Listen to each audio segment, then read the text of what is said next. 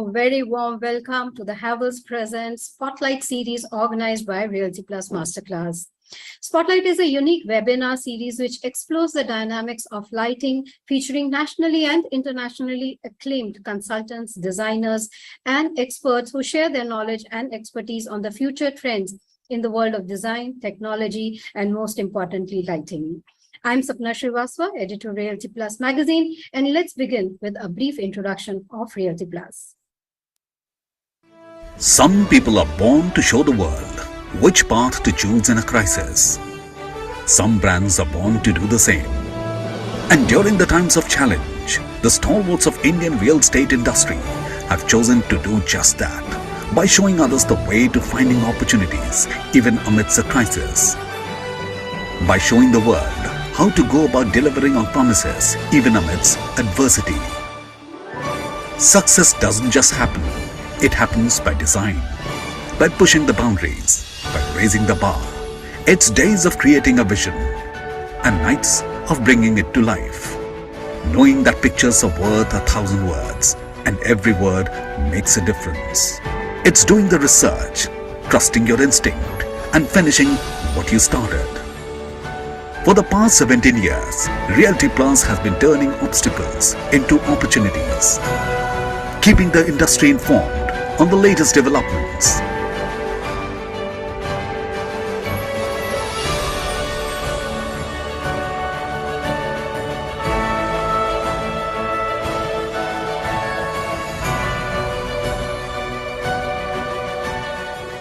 Innovating to inspire debate and discussion.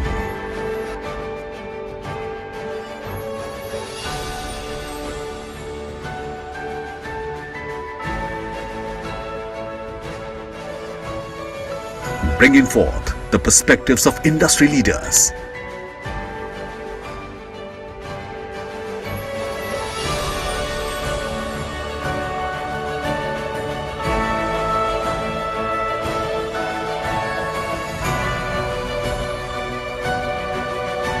Honoring hard work and achievement.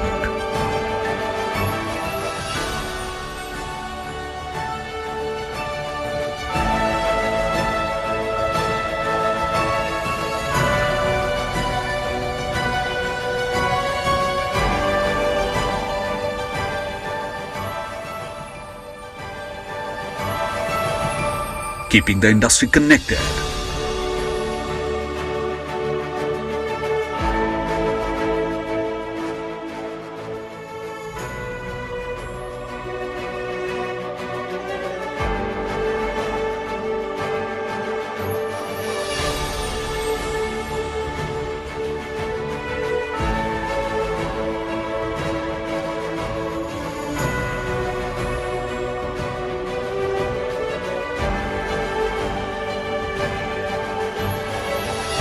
This is what we are built on.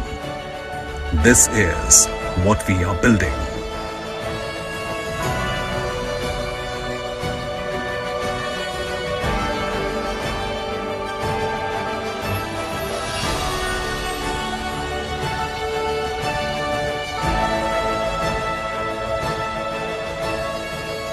We are Realty Plus, and we lead the way.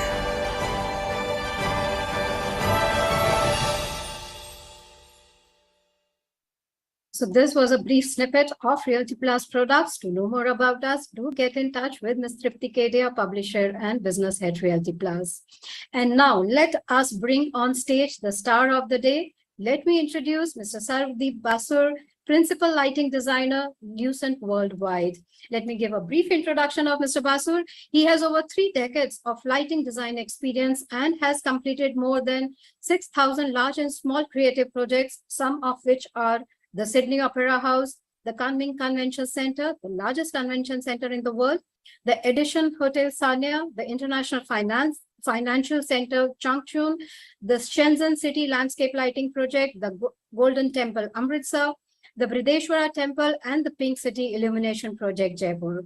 For the Shenzhen City Illumination and Beautification, Mr. Basur was awarded by the European Union and was invited to speak at the European Parliament on how the new lightscape reduced light pollution and yet beautified the city. It is our pleasure to have Mr. Basu with us today. Mr. Basu, a very warm welcome to you.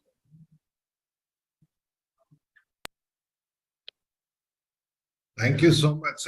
It's great to have with us today, and with given the background of such wonderful projects that you have done, we are really keenly looking forward to your presentation today. So I hand it over to you now. And I must compliment you on your pronunciation of the Chinese name.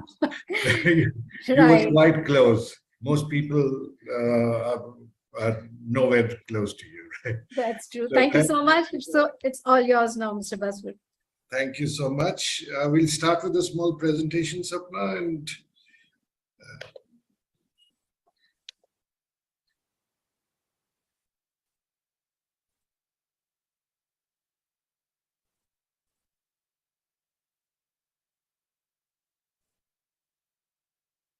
we'll start with a little disclaimer. Most of the images which we are showing here are our own projects, and we have permission to share them, but there are a couple for which we do not have permission. So a little disclaimer, that's a good place to start. So that's what the topic of the day is, and that's a very, very important topic. And I think a good relationship between design, technology, and light, and where they come together at the intersection. In my opinion, it's a very personal opinion, they come together at visual comfort. So when we design our projects, that is the primary motive. I mean, that's where we start from. The space should be visually comfortable. As we go further into the presentation, I'll explain a little bit why visual comfort is so important. But at this point, let me just say that the primary motive of a lighting designer like ourselves is to create visual delight. And the canvas for that visual delight is visual comfort. So if there is no visual comfort, there will be no delight, right? And so that is where we come from as lighting designers in Lucent, that we give priority to visual comfort, then subsequently go forward to visual delight. And another thing which we are very sensitive about is sustainability. I will discuss this at length in the short time I have. This is something which is so important now that we're using so much light. In fact, India is now the largest consumer of lighting fixtures and largest, we produce the largest garbage also of lighting fixtures, which we've been using. So we consume a lot, and we're throwing out a lot of garbage, which is also not right. So we'll talk at length about sustainability a little later. So let me start with what we look at design, how the design process for us is. We understand the need. Now, usually that doesn't mean we follow the client brief. Honestly, Sapna, I believe that some of the clients really don't know what they need. So we understand what is required. So we normally do not agree with the client what they need, but we try to convince them that this is what you need. And then we, as all designers do, conceptualize and conceive the project, then respond to the need and the context, and then we use all the designer tools, the proper lighting fixtures, the controls, and so on and so forth, to create the desired lighting effect. So technology for us is lighting controls for everybody. Fixture design. This is something which is very close to our heart. We do our own fixture design in India, in China, as well as in Germany. So we believe that fixture design has a very important role to play in the quality of light, which which is so important to create the lighting effect, which the desired lighting effect. And we'll also talk about a little future developments. This is something very interesting. In fact, I'd like to talk about a little bit about AI in lighting now. We're doing a mall in Beijing where we have very advanced AI controls where the lighting system actually is able to detect the age group, the mood of the people, by how they're talking, and then control the AV accordingly. And it also takes in real-time data from the news, from the weather, all those things are combined to create a visual effect, an audio-visual effect, really, which is in the best interest of the people and which helps commerce. So this is the next level of future developments which we're doing. And we also see a lot of future developments on the fixture side. We see fixtures improving a lot. Beams are becoming more precise. We are now getting specialized fixtures for specialized applications. Now it's not one downlighter which is doing the general lighting and also covering this, the spotlight aspect, and then there's a lot of precision which has come into fixtures now. That's another development which we are really enthusiastic about as lighting designers. So the effects will keep on getting better. Plus, another thing, people are now some people are very conscious about the glare. So now we get fixtures with lower UGRs, and people are now becoming more aware of that, and so are the manufacturers more aware of that. And so that's another future trend which we are really happy about. And a lot of things happening in the lighting industry. So as a lighting designer, these are the various tools which one uses: intensity, contrast. I'd like to discuss the contrast part a little more sometime if we get the time today. Then color. Color is something which is so sensitive. There's always been, now probably not, but there has always been a discussion about the color temperature. What color temperature should we use? To us, it has been very simple. During the day, use cooler colors, mimic the sunlight, and during the night, mimic the fire. So use warmer colors. That's how our DNA is made. So there's no dispute about the human DNA. We have been there for 5 million years. We've been using fire for 1 million years. So our DNA is built to that. But another thing which is so important in color is the quality of that color. Unfortunately, with cheaper LEDs which are coming in the market, especially in our country, the quality of the color is not as good as it should be. Probably we could have another seminar on only the color side of light.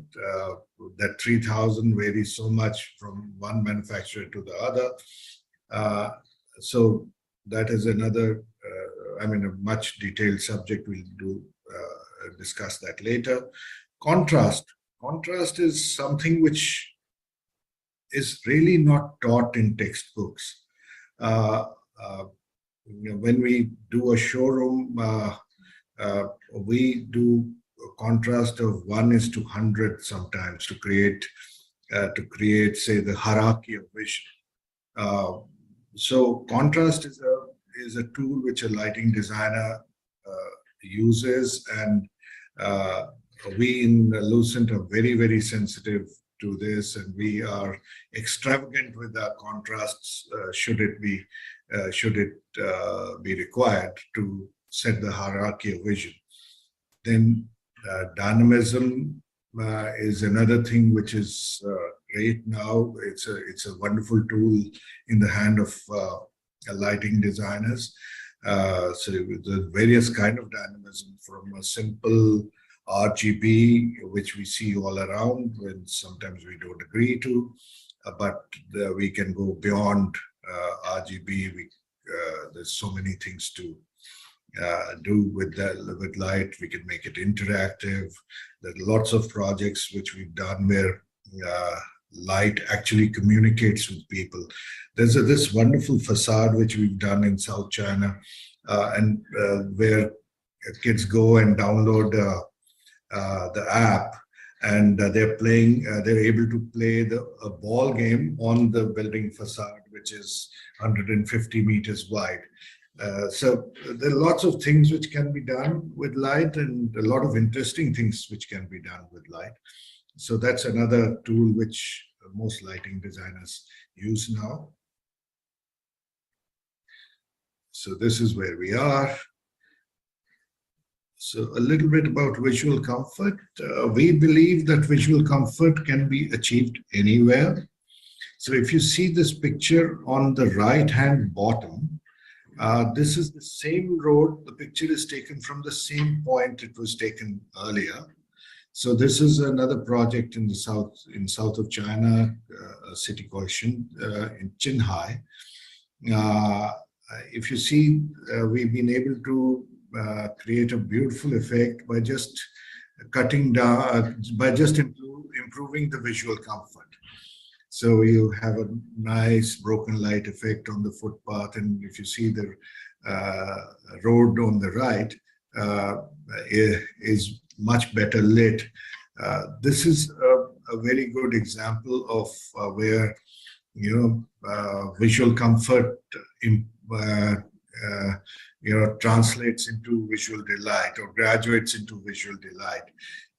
So this is a good example. There are other examples as well. So where light is very, extremely comfortable to eyes. So this is where I'd like to highlight this project on the left-hand bottom. Is a showroom, a high-end men's wear showroom, where we have created this the contrast ratio of 1:100. Our human eye really is not able to differentiate lower contrast ratios.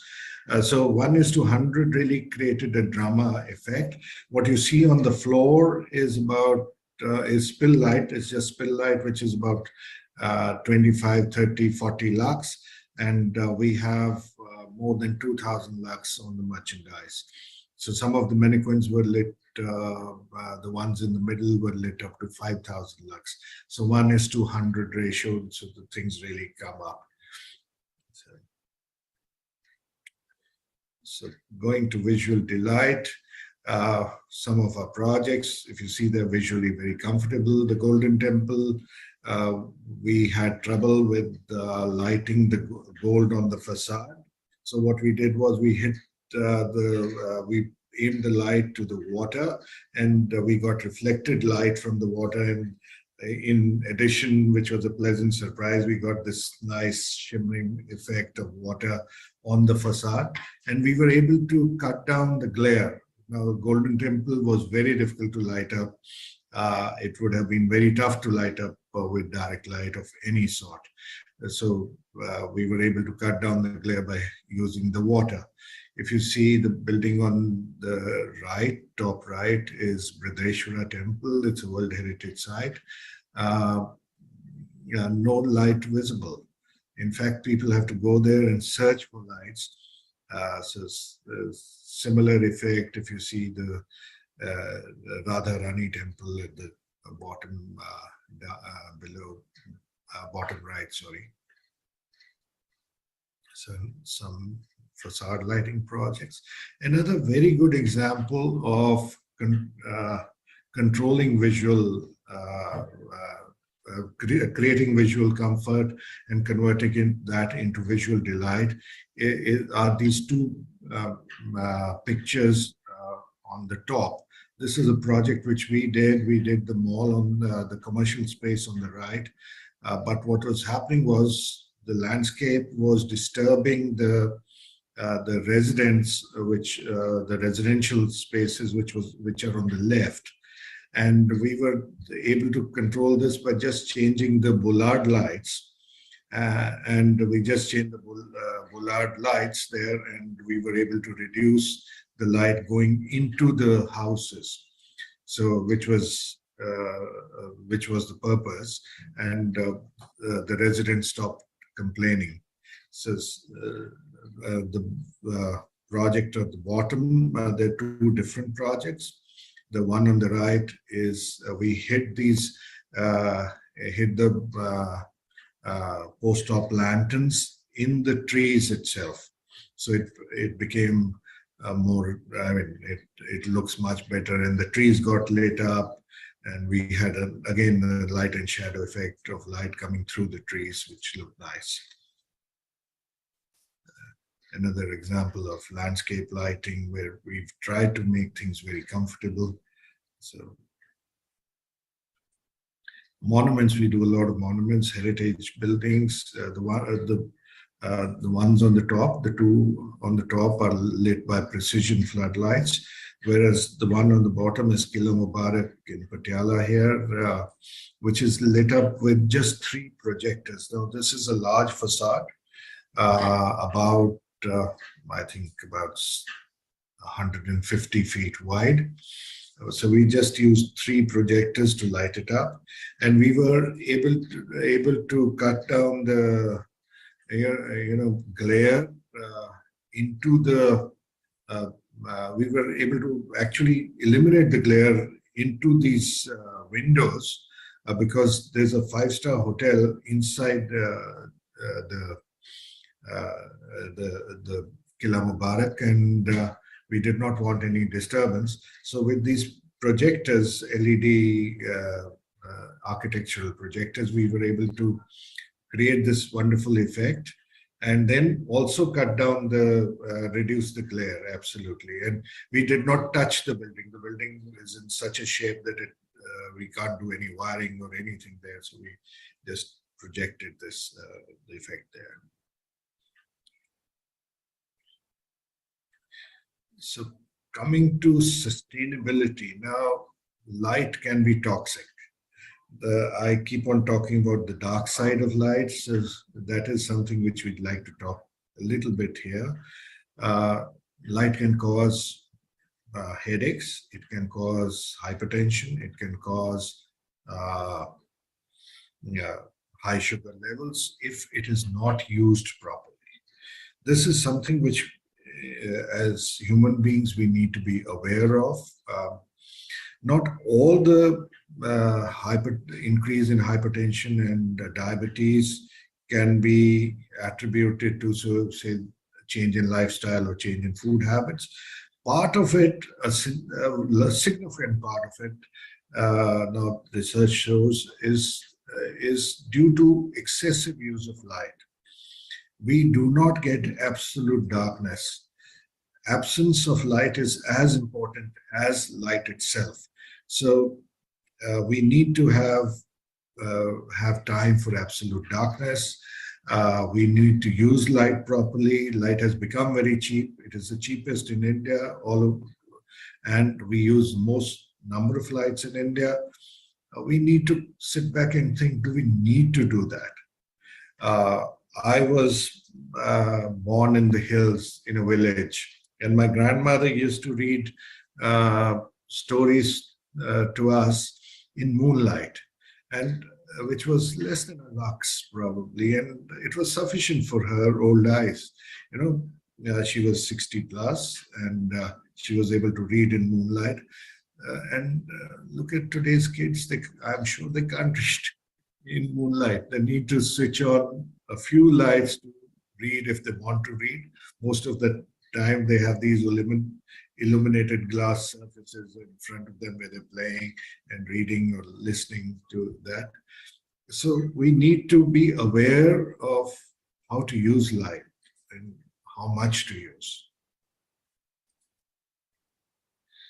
Light pollution is another problem. It's one of the four major pollution, toxic things which are happening in our present Earth. It affects our melatonin, so that has multiple problems with us. Starting with sleep, it interferes with your sleep, but it also, like I said, increases sugar levels. You get mind fog to start with, and over longer periods of time, it can even result to serious life-taking diseases as well. Then we are doing a lot of damage to the plants. We've changed their day-night patterns, and because we are eliminating insects, so there's a major problem in pollination. Insects are probably the biggest casualties of overlighting. So we hardly see any light bugs. Jugnu to dikhta hi nahi hai. You may see a butterfly here or there, but I'm sure in cities like Delhi and larger cities, they are also going away. But we've also lost a lot of useful insects, courtesy light pollution or excessive use of light at night. We're doing a lot of damage to the birds. The birds lose their direction and hence go to the wrong areas, and are also, that also causes, that is fatal to them. Then there is a lot of talk about turtles in coastal areas. So when we're lighting up our beaches and other areas and so on, turtles don't know where to go, and they're not able to multiply. So there's a large fall in turtle population. That's just an example. It's happening to all living beings. So light in its worst, we are actually experiencing light in its worst form with this excessive use of light at the moment. So nocturnal animals, the bats, there were so many animals which were actually thriving at night. They are no more there. We've almost lost them. Another thing which I mentioned briefly earlier was the bad quality of fixtures. Now, we're making so many bad quality, cheap fixtures that on one side we're overusing them because they're so cheap. And our governments are making electricity free for people. So if it's free electricity, cheap lighting fixtures, people tend to use more. Pata nahi kyun this is happening. And so as they're cheap quality, they have a very low life.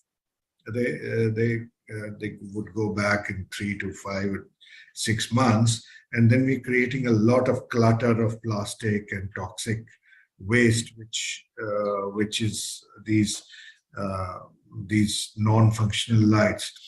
So I mentioned that we use the most number of lights in India.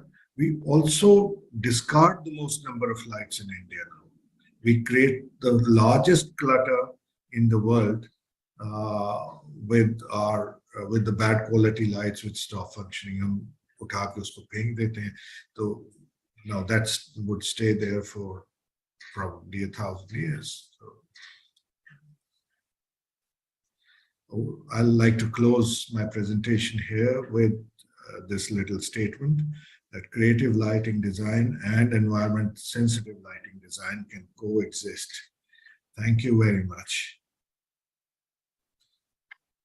Thanks, Mr. Basu. That was some very interesting points highlighted, the negatives, the positives, what are the challenges, where the industry is going and where we are going with our lighting products.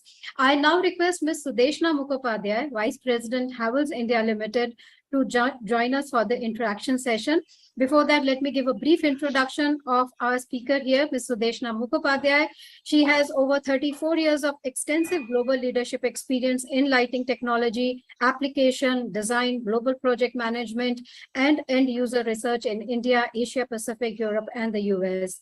She's a member in various committees and author of code standards chapters in Bureau of Indian Standards, National Lighting Code, Ishriya Griha, IGBC, and CII Energy Council. She's also a member of the CIE-TC 342, which is Internal Commission on Illumination, Vienna, and a fellow of the Indian Society of Lighting Engineers.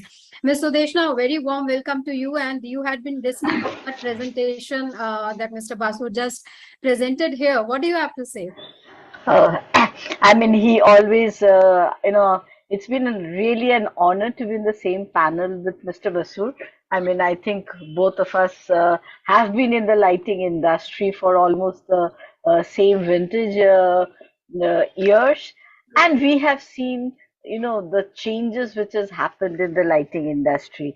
Uh, I mean, it is always not only intriguing to listen to him. I think he keeps all the manufacturers and producers of lighting uh, on, let me say, tenterhooks, sensitizing us on what are the really negative aspects of lighting. Those of us who are in the lighting industry, we always speak about the positives of lighting. Of course, there are a lot of positives, but as we say that, it all comes from nature, right? So if you have light, you need darkness. I mean, if you don't have both of them, uh, uh, you know, you cannot have a healthy environment. The industry and practitioners of lighting, we've been always talking about, human-centric lighting, lighting and well-being, so that's already getting a lot of attention. What Mr. Basur really, a very important part, he sensitizes, it's just not about human being alone, right? We can all coexist if the nature around us is also coexisting in its right form. So you would require plants, animal, insects, everything is required for the human, the eco chain, right, the life chain itself. And light does have a tremendous impact on them. So I think it's triggering the responsibility of the manufacturers, and I always like to make a statement that it's time about responsible lighting. It's not just about selling light fixtures, meeting certain specification, but I think it is the right time to drive home that it is about responsibility to ourselves and responsibility to others. At Havells, I think we pay a lot of attention to these factors. So which is why, I mean, he talked about generating waste. How do we also lessen waste by ensuring that you have really good life class of products, arresting earlier failures of the product. So there's a lot of technical specification which goes into it. The type of course, materials which are used, how much recyclability is it. ELCOMA, the government of India now is bringing in a lot of regulation around, recycling and taking it, but it's a long way to go in India. But there are certain things which are under control, is about driving high specification, ensuring that we have minimal failures at the early stage of a light products and make them last as much as possible, so that you don't need to keep on replacing them, over and over, because that's what generates waste, So I think there is a lot of work which still needs to be done around that, but definitely a very important, we always talk in person, me and Mr. Basur, on this subject, but I think it's very important that we really bring it out in the open and drive the message of responsible lighting, not only to ourselves, but also to the environment as well. That's right. So both our speakers here talk about responsible lighting, which means generating less waste, producers or manufacturers creating products that have more shelf life. They have high durability. Mr. Basu, you spoke about, as you mentioned in your projects, the God is in the details. How you create simple things like if landscape lighting is affecting the occupants of the spaces, so how do you create that kind of a lighting? A very fantastic example where the lamp posts are part of the tree, so you actually don't see the direct light coming, and it's like you experience it but you don't see it. Do you think that kind of awareness is there? It is happening? Are we on the right track? There's more need to be done in those sorts, because we have seen, the buildings, the monuments being lighted without any consideration of how much lighting we are putting in there. We have seen very recently, they just light it up like, Diwali or a Christmas tree. You've really touched a very sensitive topic. Me and Sudeshna, we are anti, brightly lit monuments. We do a lot of monuments; they are bread and butter for us, monument lighting. But there's always a good way of lighting up these monuments. Um, I would sound very insensitive and maybe anti-national when I say that we don't have to do RGB lighting on a monument just to create a national flag there. Uh, this has become a little bit of a fad at the moment. It's not sustainable. We've blessed in our country with probably the greatest monuments or beautiful architecture all over the world. I've traveled everywhere.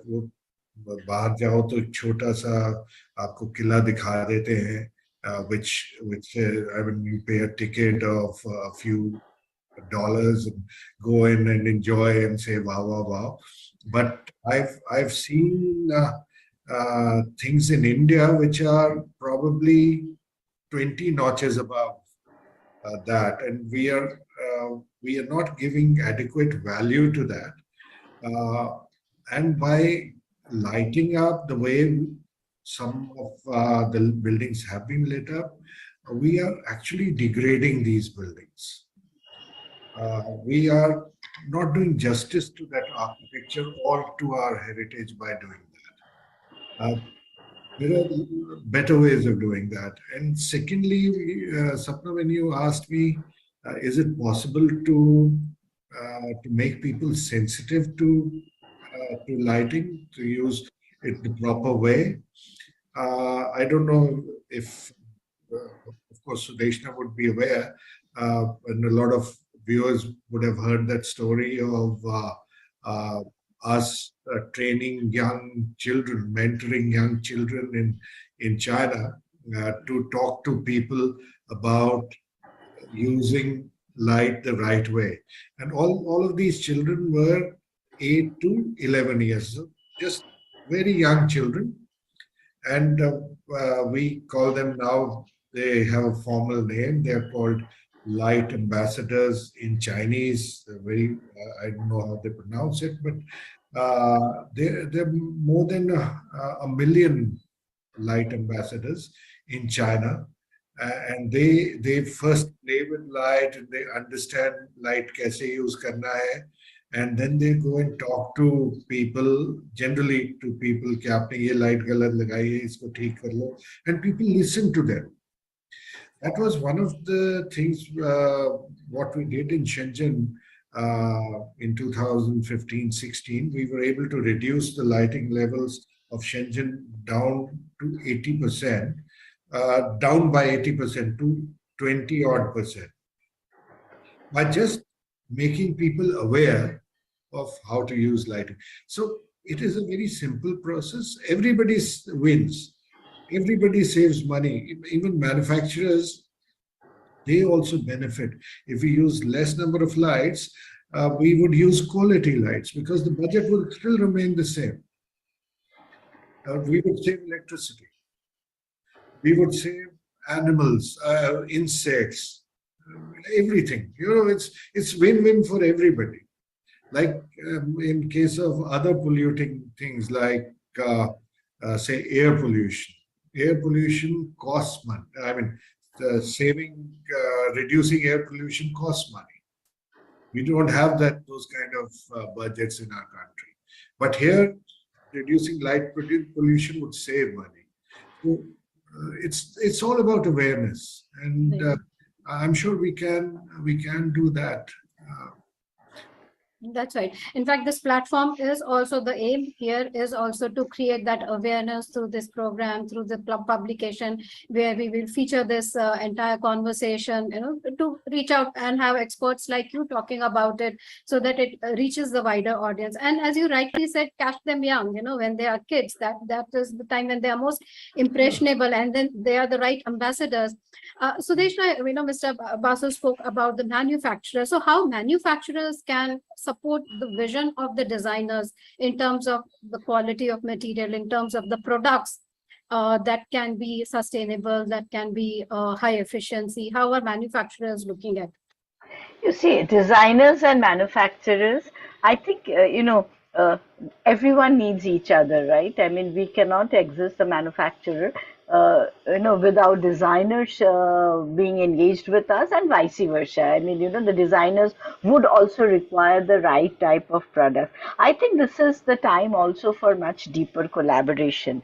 And that is what is also happening through platforms like Spotlight. One of the very reasons of this platform with where Havells is also engaged with Reality Plus is to really collaborate, listen to the designers much more deeply so that we can translate these insights into the product design. Because when the designers are mentioning something, it is through their experience, not only about seeing things in isolation, but with a larger community as well, right?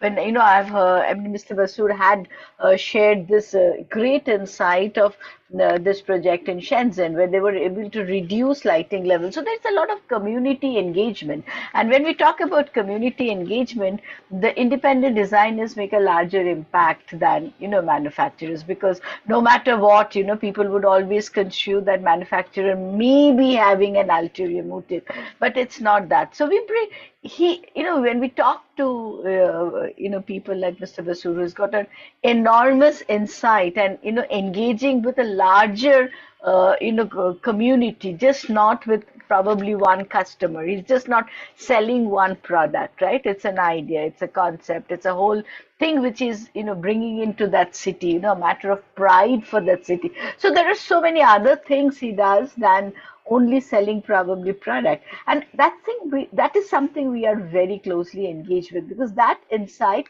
is helping us to now relook at our portfolio much more seriously, seeing which products we need to probably filter out, bring it in, and that should meet all the matrix, not about efficiency, not just about lighting distribution, yes, but lighting distribution just not to get light on the working area or surface, but also how is it impacting the environment, so how much is the glare, how much is the upper light output ratio, how do you cut? And I think Mr. Basur also touched upon a very important point. It's really upping the quality level. You make cheap mass products, they're really going to fail, right?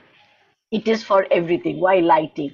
It's also for any product which you use. So this is really a win-win situation. We can really get into high value per piece. We can really now talk about tunable lighting, smart lighting, dimming during off-peak hours, changing the color temperature at night. There are pilot projects which have been also done by Havells, where you can bring down the color temperature at night of the street lights, right? They've done a project in Faridabad. So there are pilots which are running this way. So the technology is ready. I think together we need to increase the awareness and sensitize also the policymakers and the authorities. It's just not about buying lot of light and putting them. We do know that in India, many areas there is no access to electricity, but I think we should do it in the right way. Just not put any light fixture and just brighten it up. That's right. Long way to go, but it's at least we've started the journey. Correct. Yes. So at least it is, we are, the journey has started. And as Sudeshna said, the keyword is collaboration between the designers, the consultants, the manufacturers, the policy makers as well, and the general community here. Absolutely. Mr. Basu, you would like to add something to it? This is what Sudeshna said is absolutely relevant. The collaboration, like you also added, it's a collaboration. It needs to be a collaborative effort, and I think it needs to come. The government also, the powers to be, need to be party to this as well. They are the largest consumers of light. And Sudeshna would remember the Belgium example, Sudeshna, where Belgium, for some reason, lit up all its highways Sure. in 2010. And there was a lot of criticism earlier, but they said it's for safety reasons. So 2014, we had this European Parliament thing. In 2015, we started convincing the Belgian government to start removing these lights.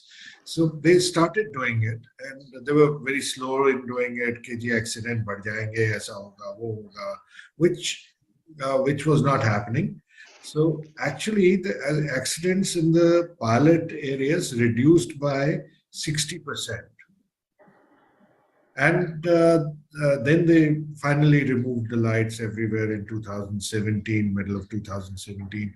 And I was seeing the latest report after 5 years, the accidents have come down by 60%. Now, that was what was happening was that the senior citizens, they thought that they're driving in on illuminated roads, and they were a little careless.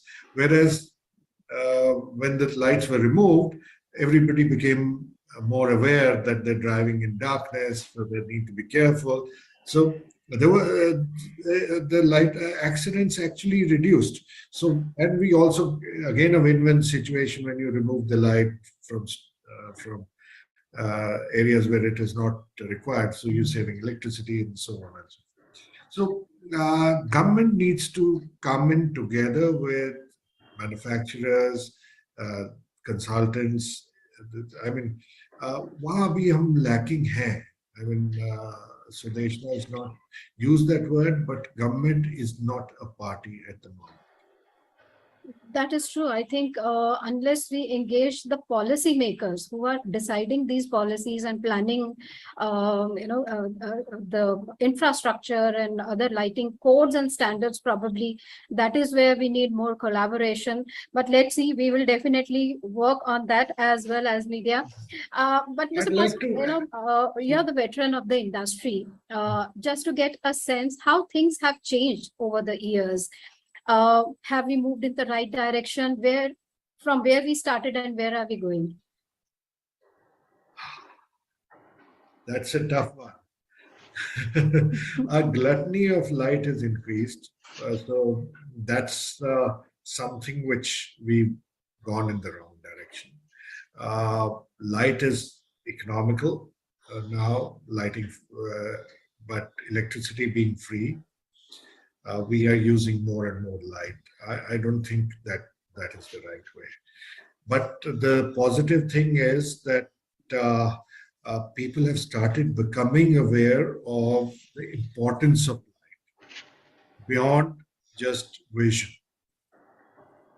Light has become an identity for certain cities. Like Sydney, for example, the Vivid Sydney has Vivid Sydney is a lighting festival which they have. It has really changed the way people look at Sydney, even during the day now. And it has a huge contribution to the economy also. And the similar thing has started happening in India. We've been lighting up now. Gwalior is a project, and tourism to Gwalior has increased by 20% this summer, and this is the first year of lighting. We did that in Jaipur, tourism increased. At the Golden Temple, the entire area was lit up. The tourism increased 2.5 times in the first year itself. And that has continued, especially in the summer. We are a hot country. So if we make our evenings, attractive with light, people are able to go out in the evenings. They'll enjoy more. Uh, Days are very hot in most of our country. So that's a positive which people have started realizing, but we're still overdoing somewhere. I mean, we're not doing it the right way also. What I wanted to add before this question was that we're doing the city of Srinagar. I'm very blunt and critical, so I'd like to name. So what's happening there is that in these crowded residential areas, instead of having uh, low-level street lights or post-op lanterns, they put these high mast 20 meter, 25 meter. And wrong type of fixtures have been used. A lot of electricity is being wasted there.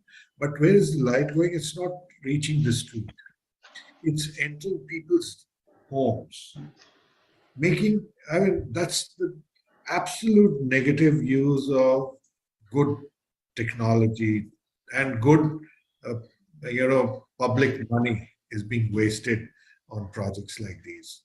So the entire Srinagar is so dark when you walk, but the homes are lit up with light pollution, light trespass. So we are making efforts, but probably we lack that basic awareness. Uh, with time, I think, with help of people like you, we would be able to make people a little more aware. That's right. So at least according to Mr. Basur, we are in the right direction. We are making the right efforts. More needs to be done. And probably, again, the key to success is collaboration among the consultants, the advisors, the occupiers or the owners of the buildings, the planning commissions, and everyone all together, and in fact the general public as well, to come together. I think that but at least we are making some positive headway in this direction, so that's a good part. So before we close this session, Sudeshna, what would you like to add? Mr. Basu spoke about the public monuments now, the lighting becoming an identification for a city. In terms of Indian public infrastructure, even government is now using all these IoT connected lighting, etc. So before we close, what would be your final comments? I think at the cost of being very repetitive, and it's a favorite word from mine now, that it's the time for being responsible, right? The technology is available. The affordability has gone up. When we are also talking about IoT and smart lighting, we really need to apply them in the right way, right? So yes, lighting is helping creating identity for the city, as Mr. Basur mentioned. But when we light up a city, when we light up the monuments in the city, there needs to be harmonization, there needs to be sensitization, there needs to be somewhere a master plan concept starting work. We've been using this word often in our, in lots of seminars and other things, but truly it's only very recently, engaging with Mr. Basu, talking with him, I'm just seeing a few master plan concepts being talked about. So yes, I think the engagement and the collaboration, yes, we have started at a smaller level. That circle needs to widen, and the awareness of being what is responsible lighting, I think that needs to really grow. Then we can really derive the true benefit, and then it can multiply, because otherwise there could be cities who might, some of their let's say city authorities may not like the lighting of city number one and will not implement anything in his own city because he does not like it. So if you are able to really sensitize everyone, I think this business really grow. So the manufacturer should not be worried at all, saying that we are wanting to consume less lighting, as many of the advocates of good lighting practice are now talking about. They should be happy that yes, we are growing the market of good quality lighting products. And I think, wherever I'm engaged, that is what our own mottos are, for people who have been in lighting. Fantastic. Quality and responsible lighting. Mr. Basur, before letting you go, any advice for the budding lighting designers?